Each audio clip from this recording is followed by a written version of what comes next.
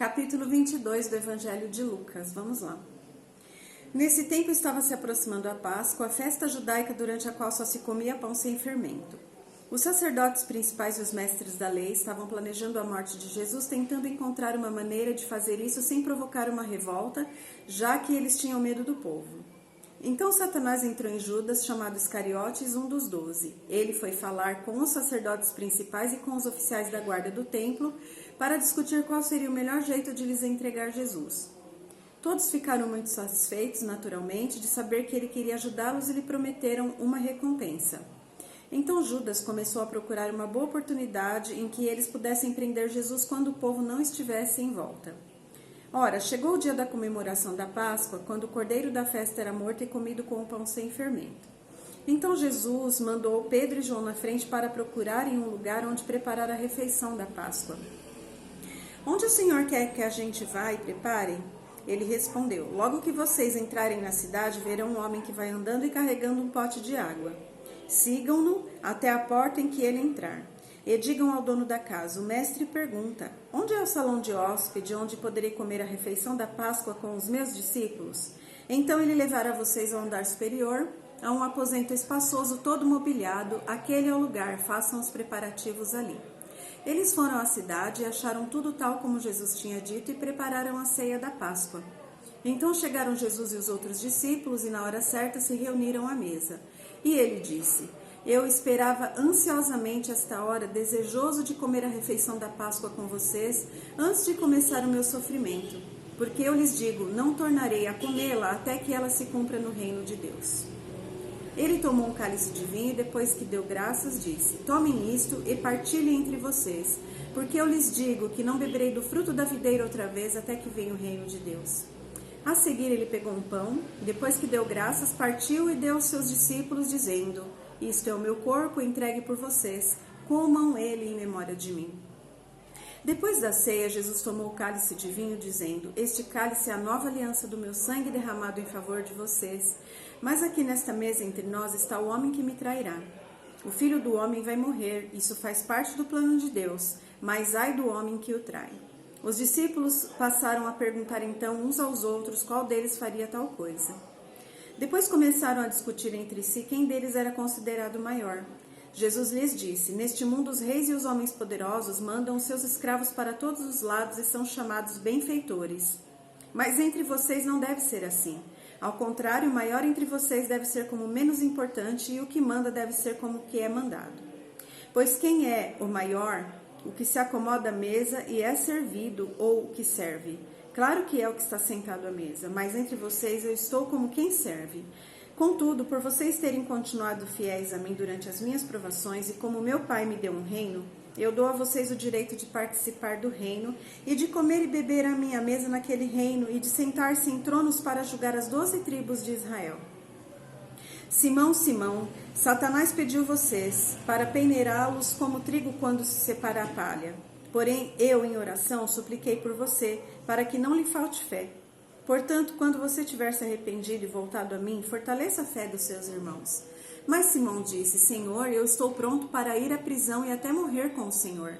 Mas Jesus disse: Pedro, eu vou dizer uma coisa a você. Entre agora e amanhã de manhã, antes de o galo cantar, você me negará 3 vezes, afirmando que não me conhece. Depois Jesus lhes perguntou: quando eu os mandei pregarem a boa nova e vocês saíram sem dinheiro, sem sacola ou sem sandálias, faltou-lhes alguma coisa? Nada, responderam. Mas agora, disse ele, peguem sacolas se tiverem, e também o seu dinheiro, e quem não tem espada é melhor vender a sua capa e comprar uma. Pois chegou a hora de cumprir-se esta profecia ao meu respeito. Ele será condenado como um criminoso. Sim, tudo o que está escrito a meu respeito pelos profetas será cumprido. Mestre, responderam eles, temos aqui 2 espadas conosco. É suficiente, disse ele. Então, acompanhado pelos discípulos, ele deixou a sala do andar superior e foi como de costume para o Monte das Oliveiras. Ali ele lhes disse: orem a Deus para não serem vencidos pela tentação. Ele afastou-se um pouco, ajoelhou-se e começou a oração.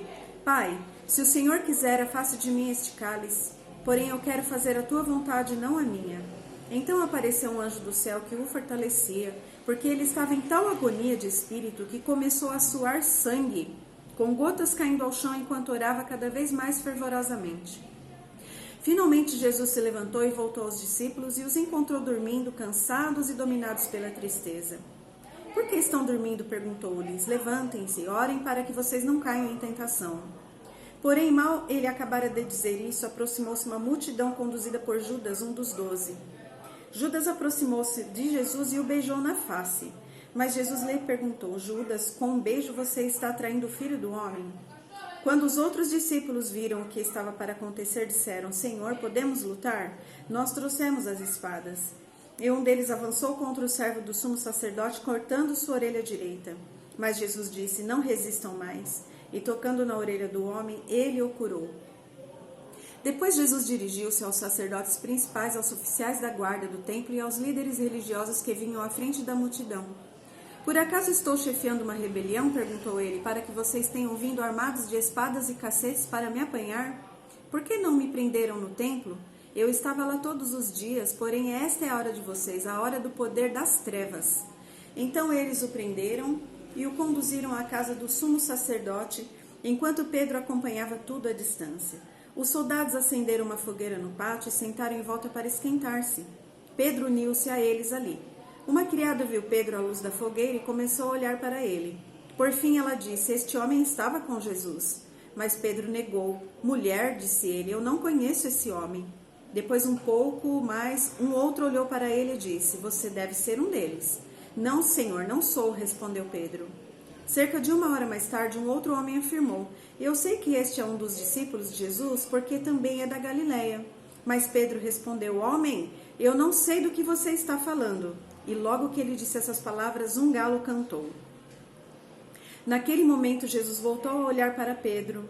Então Pedro lembrou-se da palavra que o Senhor lhe havia dito: Hoje, antes que o galo cante, você me negará 3 vezes. Então Pedro foi para fora do pátio, chorando amargamente. Nisso, os guardas responsáveis por Jesus começaram a zombar dele. Tapavam seus olhos, davam-lhe socos e perguntavam: Adivinhe, profeta, quem bateu em você? E diziam muitas outras coisas para insultá-lo. Cedinho, na manhã seguinte, reuniu-se o sinédrio, inclusive os sacerdotes principais e todos os mestres da lei. Jesus foi conduzido à presença desse grupo. Se você é o Cristo, diga-nos, intimaram eles. Porém Jesus respondeu: Se eu lhes disser, vocês não acreditarão em mim, nem me deixarão explicar nada. Mas de agora em diante o Filho do Homem se assentará à direita do Deus Todo-Poderoso. Eles gritaram: Então você diz que é o Filho de Deus? E ele respondeu: São vocês que estão dizendo. Que necessidade temos de outras testemunhas? Disseram eles, pois nós mesmos ouvimos dos próprios lábios de Jesus.